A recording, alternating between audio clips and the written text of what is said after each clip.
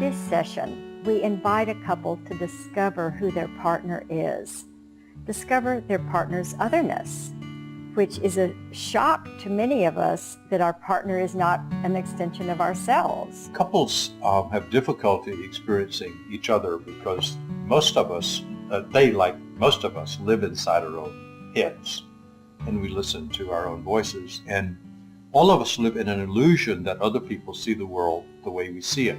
I think it was, for me, I think, for a little while I saw Kate for who I wanted her to be and not necessarily for who she was. We could be talking about the garbage, but we could make it into marriage-ending thing. The practice is dialogue, so that we will want couples to really learn how to talk to each other in a new way, very different from the monologue that usually goes on between couples, or what we might call parallel monologue, that is two people talking and nobody listening. I think both Kate and I have a real need to be heard. When I'm in it, I'm fighting to be right, to be heard and to be right. In the Hebrew scriptures, in the Psalms, it talks about, take me to that place that is higher than I.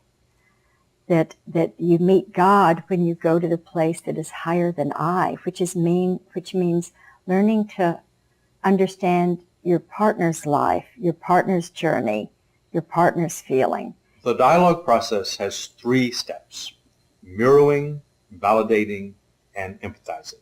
All these steps are very important, and it's very important for them to be done in this order until one becomes really proficient with it. The first step is mirroring, and that's where we were talking earlier about to mirror back as a flat mirror, so there's no distortion, what your partner is saying. And so you say, let me see if I've got that, and then you mirror it, and then you ask, did I get it? And the person says, if the person says yes, then you say, is there more about that? And if they say yes, then you mirror until there's no more. It really forces me to lock into what she's actually saying and not what I think she's saying, or what I want to hear or what I don't want to hear. When you really deeply listen, as you're talking about, and really receive your partner, there's a sense in which theologically you're experiencing God, because your partner is God's creation. So that when you really let someone else into your mind, really experience them, you're letting God in at some deep level. Mm-hmm. To mirror well, you have to suspend your thinking and become sort of an empty vessel and receive your partner's otherness. So you sort of stop the chatter going on in your mind, the everyday world, and sort of open up to the wonder of your partner. And then you say, well, let me see if I got all of that, which is a summary. And then if you got it all, the validating is the second piece. Validating is, well, that makes sense. And what makes sense about that is that, for example, I was late the other night, and it makes sense that you would be disappointed that I wasn't home on time. I think that was the first time I'd ever encountered a thinking that tries to see both sides and balances both sides and attempts to validate both sides. And that was enormously life-transforming for me. And when you validate, you move out of yourself and step into your partner's skin and say, oh, from your point of view, that makes sense. So to really start understanding that there's always 2 perspectives and both are really valid, that was really new for me. And it took me many years to really begin to mirror her and validate her and allow her to really have a different viewpoint of mine and me not be judgmental. And then once I've done the validation, then I say something like, and I can imagine that given that experience you had, you must be feeling something. Fill in the blank, angry, sad, mad, or glad. Did I get that? And we call that empathy, which is experiencing the feeling your partner had while they were having that thought. And then when you empathize, you further move out of yourself and into your partner to develop compassion. And compassion is is the ultimate goal of all the great world religions. The biggest complaint that I had in my relationship with my beloved Jesse is that he wouldn't listen to what I was saying. And that really, really ticked me off every time that it happened. So we learned dialogue.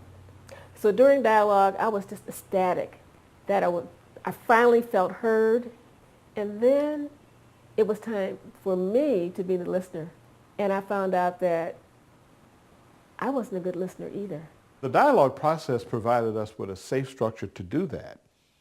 And it enabled us to finish conversations we have not been able to finish. The appreciation dialogue is a wonderful exercise to practice because it takes someone out of the way they usually look at their partner, which is to notice all the things missing, all the deficits, all the things that are wrong.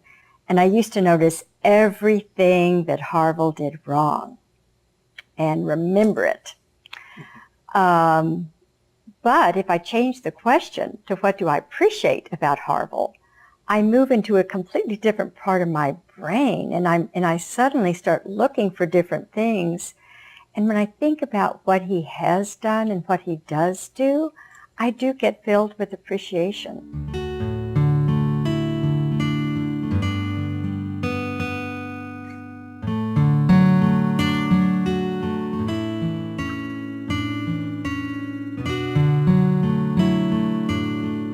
Kate, I would like to express an appreciation to you. Is now a good time? Yes, it is. Okay. One thing that I really like about, or I appreciate about you, is your complete and utter selflessness that you have in regards to our son. And I feel that's seen in both time that you spend and the energy that you put out with him. So one thing you appreciate about me is my complete and utter selflessness in regards to our son. And you see that in time and energy that I spend with him. Yeah, I really do. It makes me feel very safe in the sense of, I don't want to say leaving him with you, because of course, but I feel like we're very much on the same page as the values that we want to instill in him. What I heard you say is that it makes you feel safe, and because you feel that we're both on the same page in terms of the values that we want to instill in him and give to him. Did I get that? Yes. Is there more? Well, yes, I guess finally just that when I see you do that, I feel just very grateful to have you in my life as a partner and as a partner in parenting. Makes me feel like we're really on the right path with all of it. So thank you. So I heard you say also that you feel grateful because you're grateful to have me in your life as a partner, and especially as a partner in parenting. And you said something about... I said partner in parenting, and gosh, I don't remember now. And as a partner in parenting, and also just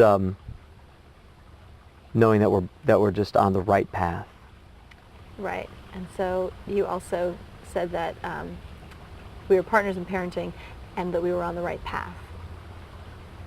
Is that what you said? Did I get that? Mm-hmm. Is there more? No. Okay.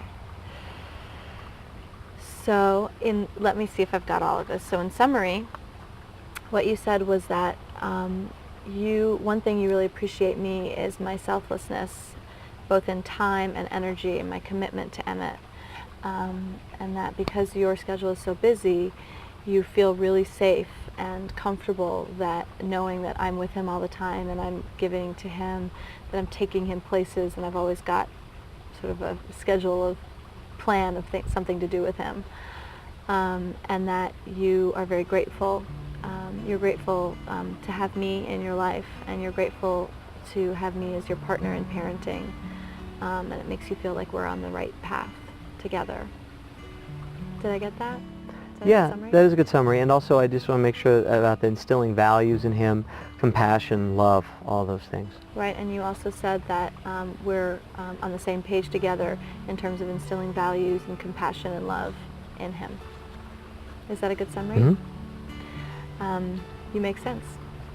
And what makes sense about that to me is that I am intentional about that in our relationship. And all of those things are important to me. And I'm really happy that you've noticed and that you see that and that you gave me that appreciation. I imagine you must be feeling secure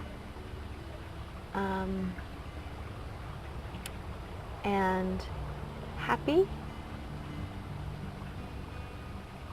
and partnered. Is that what you're feeling? Yes, I'm feeling happy and secure, something, and partnered. Are there any other feelings? I guess I'm feeling, gosh, proud of you and him, I guess, really. I mean, just hope that's okay. So you're also feeling proud. You're feeling happy. You're feeling secure, partnered, and proud of both me and Emmett. Those feelings make sense. I can see how you feel that way. Thank you for listening. Thank you for sharing that with me.